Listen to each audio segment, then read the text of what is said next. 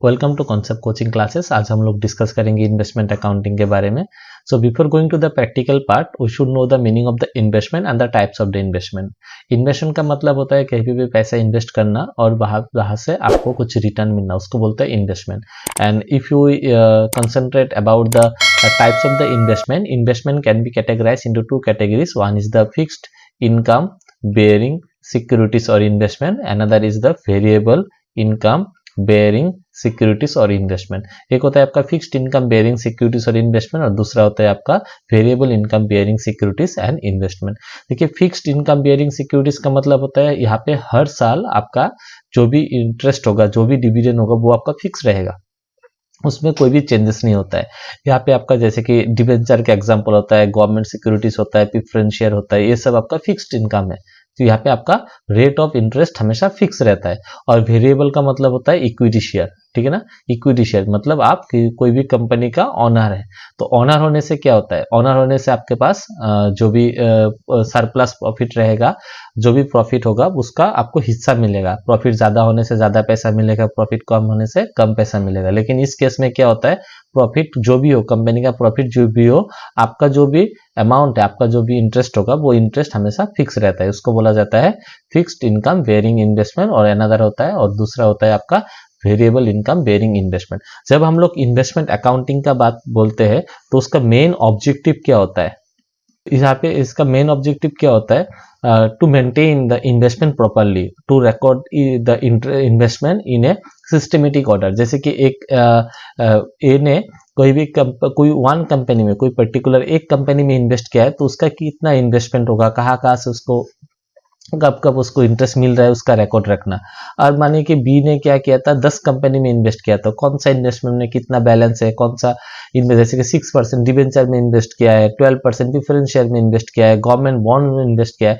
तो सारा सिक्योरिटीज का separate separate ledger account prepare करके सिस्टमेटिक ऑर्डर में क्या करना होता है, इन्वेस्टमेंट का रिकॉर्ड करना होता है। तो वही है इन्वेस्टमेंट अकाउंटिंग का कॉन्सेप्ट और वही है इन्वेस्टमेंट अकाउंटिंग का मेन ऑब्जेक्टिव। जब हम लोग इन्वेस्टमेंट अकाउंटिंग का बात करते हैं तब जाके हम लोग को दो कॉन्सेप्ट के बारे में जानना होगा। एक कॉन्सेप्ट होता है आपका कम इंटरेस्ट, मतलब इंक्लूडिंग इंटरेस्ट। यहाँ पे इंटरेस्ट हमेशा क्या होता है, ऐड रहता है, इंक्लूडिंग इंटरेस्ट। और एक्स इंटरेस्ट का मतलब होता है एक्सक्लूडिंग इंटरेस्ट, मतलब एक्सक्लूडिंग इंटरेस्ट, मतलब यहाँ पे इंटरेस्ट ऐड नहीं रहता है। जब हम लोग काम इंटरेस्ट में बात करेंगे तो काम इंटरेस्ट के केस में क्या होता है, काम इंटरेस्ट में कोटेड प्राइस जो होगा ना, कोटेड प्राइस आपका क्या होता है, coated price cost of the investment plus interest होता है। Cost of the investment plus interest आपका कोटेड प्राइस रहता है। लेकिन जब हम लोग एक्स इंटरेस्ट में कोटेड प्राइस लिखेंगे, कोटेड प्राइस लिखेंगे, तो एक्स इंटरेस्ट में कोटेड प्राइस हमेशा कॉस्ट या कैपिटल ही रहता है, इसमें इंटरेस्ट इंक्लूड नहीं रहता है। तो ये दो चीज आपको जानना है। काम इंटरेस्ट के केस में क्या होगा, आपका cost of the investment plus interest मिलके ही कोटेड प्राइस होगा, वेयरएज आपका एक्स इंटरेस्ट में कोटेड प्राइस आपका इंटरेस्ट कॉस्ट या कैपिटल होगा। तो ये सब जानने के बाद आज हम लोग एक छोटा सा प्रैक्टिकल देखेंगे इन्वेस्टमेंट अकाउंटिंग का। तो ये जो प्रैक्टिकल एक क्वेश्चन है आपके पास, तो यहाँ पे लिखा है mister investor furnishes the following details. 6% government bonds के ऊपर क्वेश्चन दिया है। इसका मतलब ये फिक्स्ड इनकम वेरिंग सिक्योरिटीज का प्रैक्टिकल है। उसमें आपको ओपनिंग बैलेंस दिया हुआ है और कुछ इंफॉर्मेशन है परचेज एंड सेल्स का। और इंटरेस्ट डेट है आपका, मार्च में एक बार इंटरेस्ट मिलता है और सितंबर में इंटरेस्ट मिलता है, और बुक्स ऑफ अकाउंट्स क्लोज होता है आपका दिसंबर में। तो पहला तो चीज है यहाँ पे हम लोग को जानना है कि इंटरेस्ट कब मिलता है। इंटरेस्ट मिलता है इंटरेस्ट ऑन मार्च 31 एंड सितंबर 30, ये दो डेट को इंटरेस्ट मिलता है। इसलिए हम लोग का क्या होगा, वर्किंग्स में कुछ ऐसे लिखेंगे वर्किंग्स। तो पहला होगा नंबर 1 में हम लोग लिखेंगे ओपनिंग बैलेंस का, ओपनिंग बैलेंस। तो द ओपनिंग बैलेंस का डेट है आपका 1 जनवरी 2016। तो यहाँ पे देखिए ओपनिंग बैलेंस में क्या आएगा, पहले आएगा नॉमिनल वैल्यू। तो नॉमिनल वैल्यू यहाँ पे कितना दिया हुआ है, नॉमिनल वैल्यू है आपका 60,000 और उसमें कॉस्ट है आपका 59,000 दिया हुआ है ना। नॉमिनल वैल्यू आपका क्या है 60,000 और कॉस्ट कितना है 59,000। तो नॉमिनल वैल्यू यहाँ पे होगा 60,000 और कॉस्ट होगा 59,000 और इंटरेस्ट का कैलकुलेशन में इंटरेस्ट इक्वल 60,000 इंटू 6% था। अभी देखिए लास्ट हाफ ईयरली इंटरेस्ट कितना तारीख को मिला था, सितंबर में, तो सितंबर में से लेके जनवरी तक का आपका कुछ गैप है, मंथ का यहाँ पे गैपिंग होगा। जब जब मंथ का गैप होगा तब जाके हम लोग इंटरेस्ट का कैलकुलेशन करेंगे। तो कितना महीने का गैप है, सितंबर, अक्टूबर, नवंबर, दिसंबर, 3 महीने का, तो 3/12 ये आपका हो गया एक्रूड इंटरेस्ट। तो यहाँ पे कितना होगा, ₹900। नेक्स्ट हम लोग नंबर 2 में कैलकुलेशन करेंगे। नंबर 2 में क्या लिखा हुआ है, देखिए मार्च के 1 तारीख को क्या किया था, 100 यूनिट्स परचेस किया था एक्स इंटरेस्ट में। तो यहाँ पे हम लोग लिखेंगे परचेस ऑन 1 मार्च 2016, ब्रैकेट में लिखेंगे हम लोग एक्स इंटरेस्ट। तो यहाँ पे कोटेड प्राइस में क्या है, इंटरेस्ट इंक्लूड नहीं है। तो इसके बाद हम लोग इसका कैलकुलेशन में फिर से लिखेंगे नॉमिनल इक्वल 100 खरीदा था, नॉमिनल वैल्यू 100 करके है, तो 10,000 हम लोग का नॉमिनल वैल्यू है। उसके बाद हम लोग को यहाँ पे लिखना है कॉस्ट कितना हो गया, कॉस्ट 100 हम लोग 98 में खरीदा है, तो 9800 हम लोग का कॉस्ट है। और इंटरेस्ट हमेशा नॉमिनल वैल्यू के ऊपर कैलकुलेशन होगा। तो हम लोग लिखेंगे 10,000 इंटू 6% इंटू, अभी फिर से हाफ ईयरली कितना था, सितंबर, तो सितंबर, अक्टूबर, नवंबर, और सितंबर का तो 30 तारीख था, तो अक्टूबर, नवंबर, दिसंबर, जनवरी, फरवरी, मार्च, 5 मंथ। सॉरी, यहाँ पे मार्च का 1 तारीख है, तो यहाँ पे आपका कैलकुलेशन होगा अक्टूबर, नवंबर, दिसंबर, जनवरी, फरवरी, 5 मंथ, 5/12। तो इसका देखेंगे कितना होता है, तो यहाँ पे अमाउंट होगा 250। तो नेक्स्ट हम लोगों को क्या दिया हुआ है, नेक्स्ट है हम लोगों का जुलाई। अभी देखिए जुलाई से पहले क्या आता है, अगर हम लोगों को ये अकाउंटिंग ईयर है आपका 5 जनवरी 2016 से लेके 31 दिसंबर 2016 तक जाना है, तो यहाँ पे हम लोगों ने ओपनिंग बैलेंस का कैलकुलेशन किया, यहाँ पे हम लोगों ने परचेस का कैलकुलेशन किया, फिर जाके हम लोग को ये 5 जुलाई में कुछ दिया हुआ है, तो जुलाई से पहले मार्च के एंड में हम लोग का क्या होगा, हाफ ईयरली इंटरेस्ट का कैलकुलेशन होगा, क्योंकि इन्वेस्टमेंट अकाउंट क्रोनोलॉजिकल ऑर्डर में बनता है। तो हम लोग यहाँ पे नंबर 3 में लिखेंगे half yearly interest, half yearly interest on 31 March 2016। Half yearly interest हम लोग को नॉमिनल वैल्यू के ऊपर होगा, तो हम लोग लिखेंगे नॉमिनल वैल्यू। सो नॉमिनल वैल्यू कितना है हम लोगों का, पहले ओपनिंग में था 60,000, ठीक है ना, 60,000 था, और फिर से हम लोगों ने परचेस किया 10,000। तो हम लोग के पास अभी फिलहाल इन्वेस्टमेंट इन हैंड, हाथ में कितना इन्वेस्टमेंट है, 70,000, मतलब 70,000 हम लोगों ने इन्वेस्ट किया था 6% करके, तो उसके ऊपर आज हम लोग को इंटरेस्ट मिलने वाला है। तो इंटरेस्ट 70,000 के ऊपर 6% करके 6 महीना का हाफ ईयरली 12 मंथ का 6 मंथ का इंटरेस्ट मिलेगा, तो कितना होगा 70,000 परसेंटेज इंटू 6/12, हम लोग को मिलेगा 2100 इंटरेस्ट। ठीक है, नेक्स्ट हम लोग क्या करेंगे, नंबर 4 में फिर से कैलकुलेशन करेंगे। तो नंबर 4 में क्या दिया हुआ है, नंबर 4 में हम लोगों का आएगा सोल्ड किया है 5 जुलाई को, तो हम लोग यहाँ पे लिखेंगे सोल्ड ऑन 1 जुलाई 2016। इसमें सेल किया था कामया एक्स में, तो यहाँ पे सेल भी किया था हम लोग का एक्स इंटरेस्ट में 100 करके सेल किया था 200 यूनिट्स, तो हम लोग लिखेंगे एक्स इंटरेस्ट। तो हम लोग यहाँ पे लिखेंगे नॉमिनल वैल्यू। सो नॉमिनल वैल्यू कितना है, 200 units into 100, it will be 20,000, whereas sell value will be 200 into 100, 20,000, because the quoted price is 100 here, and the interest interest 200 के ऊपर, तो सॉरी 2000 के ऊपर हम लोग का हाफ ईयरली था कितना, मार्च से, तो मार्च से काउंट करेंगे, मार्च 31 मार्च, तो मई जून, 2 महीने का होगा, जुलाई की 1 तारीख है, 2 मंथ, तो 6% into 2/12, so it will be 200 interest. मतलब हम जिसके पास ये इन्वेस्टमेंट सेल करेंगे वो हमको कितना देगा, 20,000 कॉस्ट देगा, प्लस हम लोगों को क्या देगा, इंटरेस्ट देगा 200 का।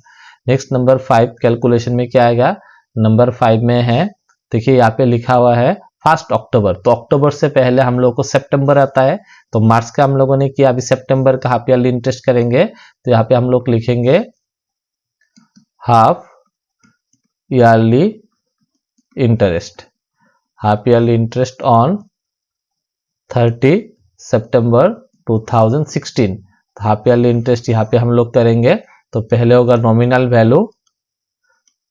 वैल्यू, तो देखिए लास्ट हाफ ईयरली में हम लोग का नॉमिनल वैल्यू था 70,000, उसमें से हमने अभी 20,000 की इन्वेस्टमेंट सेल कर दिया है, तो हम लोग का इन्वेस्टमेंट अभी है 50,000 का, ठीक है। इसके ऊपर हम लोग को क्या मिलेगा, इंटरेस्ट मिलेगा, तो यहाँ पे हम लोग लिखेंगे इंटरेस्ट 50,000 के ऊपर 6% करके इंटू 6/12, तो 50,000 के ऊपर 6% करके कितना होगा हम लोग का 1500। नेक्स्ट नंबर 6 में देखेंगे क्या है, नंबर 6 में दिया हुआ है आपका 1 अक्टूबर में परचेस किया है, तो परचेस्ड ऑन 1 अक्टूबर 2016, ये भी आपका एक्स इंटरेस्ट में परचेस किया था, एक्स इंटरेस्ट, तो एक्स इंटरेस्ट में परचेस करने से तो हम लोग लिखेंगे नॉमिनल वैल्यू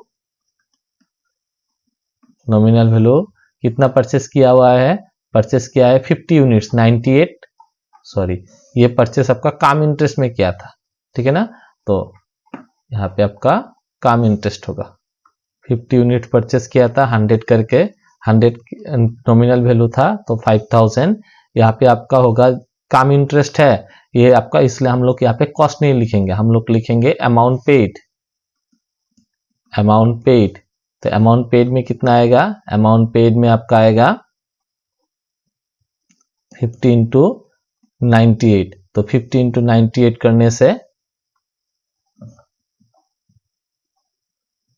4900, अभी इंटरेस्ट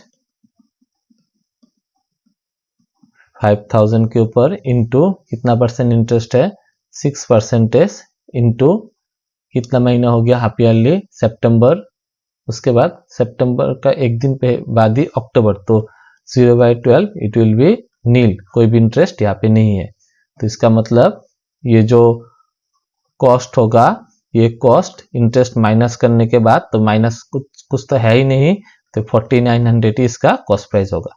नेक्स्ट नंबर 7 में हम लोगों का कुछ था सोल्ड ऑन, कितना कौन सा डेट में सेल किया था, 1 नवंबर में 200 यूनिट्स एक्स इंटरेस्ट में 99 करके, तो हम लोग लिखेंगे सोल्ड ऑन 1 नवंबर 2016, ब्रैकेट में लिखेंगे एक्स इंटरेस्ट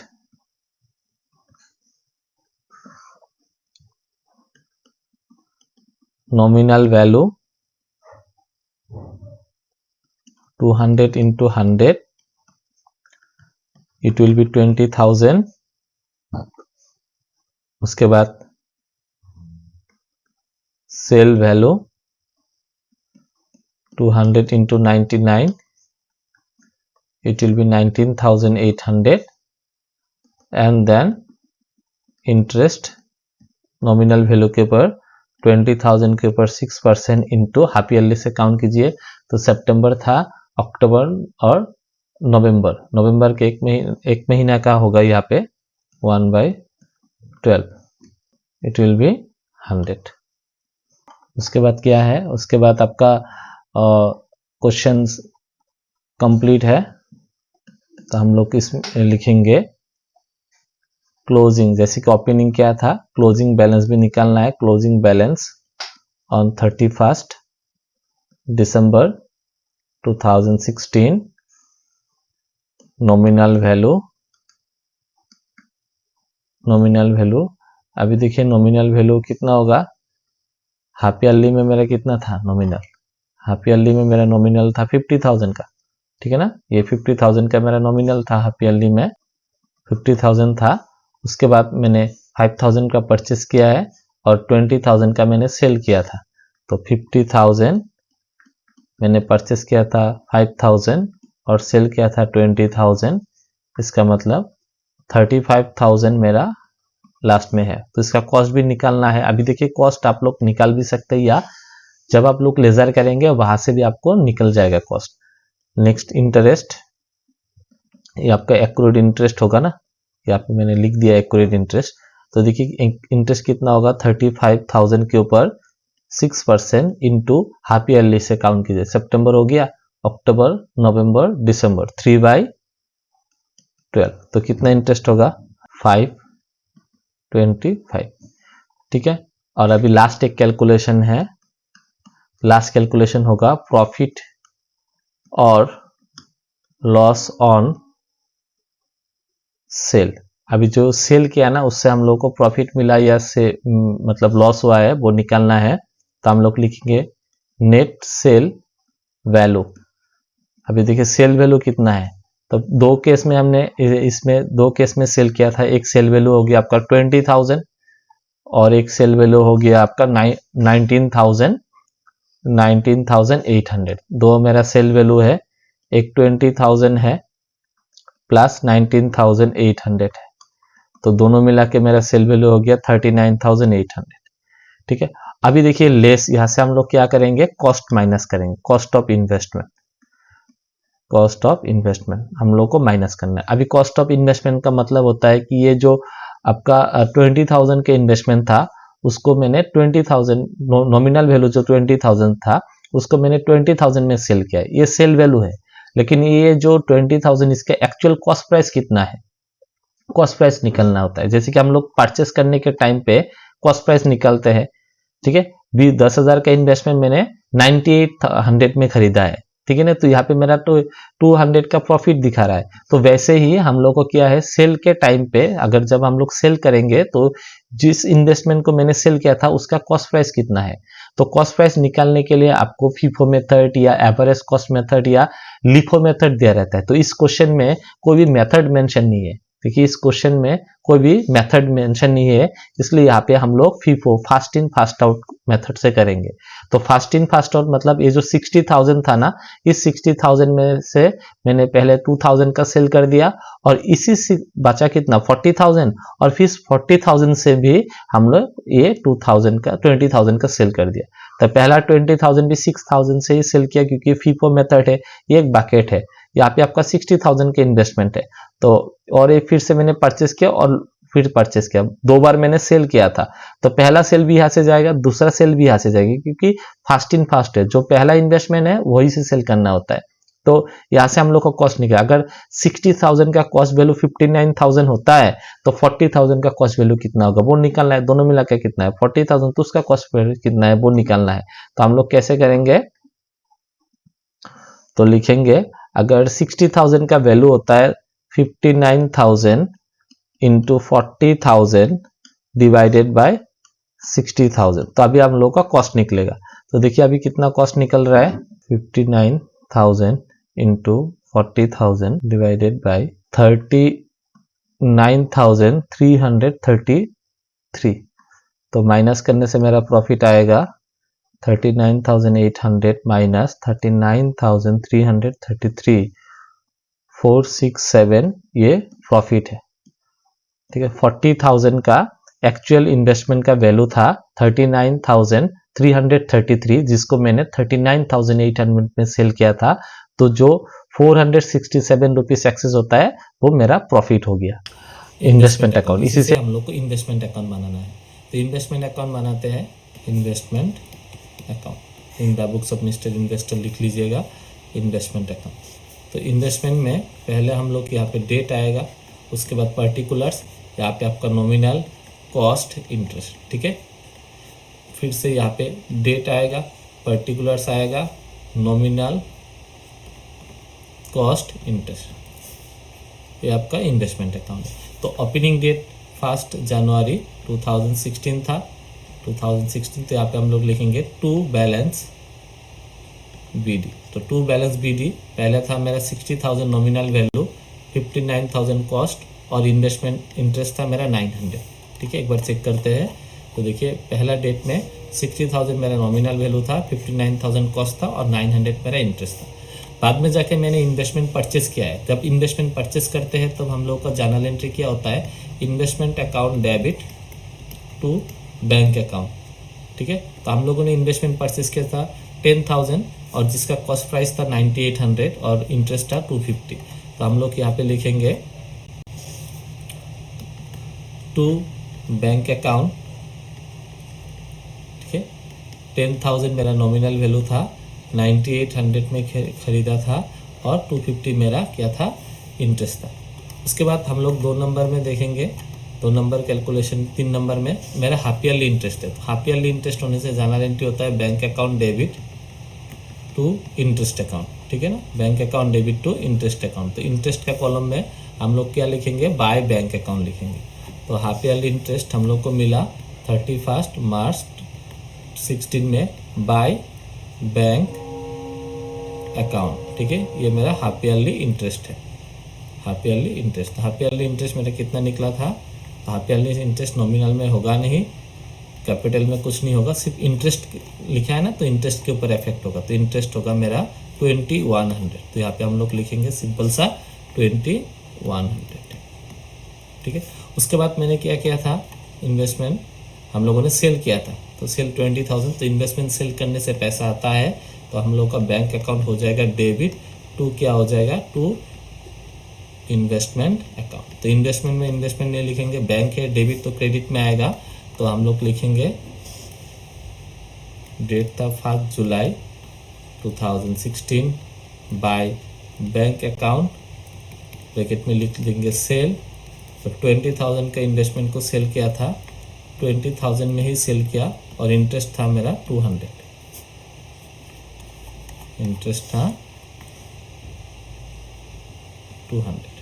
ठीक है, उसके बाद हम लोगों का था हाफ ईयरली इंटरेस्ट फिर से 1500 का। तो हम लोग लिखेंगे सेम, हाफ ईयरली इंटरेस्ट था 39/2016 बाय बैंक अकाउंट, ब्रैकेट में हाफ ईयरली इंटरेस्ट कितना था, 1500। नेक्स्ट हम लोगों का क्या है, हाफ ईयरली इंटरेस्ट यहाँ तक हो गया। नेक्स्ट है फिर से परचेज है, 1 अक्टूबर को परचेस किया था। तो 1 अक्टूबर में परचेस किया 1/10/2016 टू बैंक अकाउंट। ठीक है, परचेस किया था, कितने में परचेस किया, परचेस किया 5,000 इन नॉमिनल वैल्यू 5,000 और कॉस्ट था 4,900, जहाँ पे इंटरेस्ट कुछ भी नहीं है। इसके बाद परचेस करने के बाद यहाँ तक हुआ। परचेस करने के बाद हम लोगों ने सेल किया था 1 नवंबर में सेल किया। तो यहाँ पे होगा 1/11/16 बाय बैंक अकाउंट सेल किया था। कितना का सेल किया, 2,000 का सेल किया, 9800 में से 2,000 का मैंने सेल किया था 19,800 और 100 मेरा क्या था, इंटरेस्ट था 100 इंटरेस्ट। उसके बाद क्लोजिंग बैलेंस है, तो हम लोग लिखेंगे 31 दिसंबर 2016 बाय बैलेंस CD, तो यहाँ पे CD में हम लोग लिखेंगे 35,000 मेरा नॉमिनल वैल्यू है, कॉस्ट हम लोग बाद में करेंगे और इंटरेस्ट है आपका 525। उसके बाद कुछ है प्रॉफिट ऑन सेल। तो प्रॉफिट हुआ है, तो प्रॉफिट होने से हम लोग कितना प्रॉफिट है, 467। तो क्लोजिंग डेट 31 दिसंबर 2016 to profit on loss account, bracket में प्रॉफिट ट्रांसफर। प्रॉफिट होने से मेरा कैपिटल इंक्रीज होगा। ठीक है ना, 467। तो यहाँ पे कुछ नहीं आएगा, डायरेक्टली कैपिटल कॉलम में 467 और यहाँ पे आपका डैश, इंटरेस्ट में डैश। अभी देखिए हम लोग को क्लोजिंग करना है, तो क्लोजिंग करने से हम लोग बोथ साइड क्लोज करते हैं।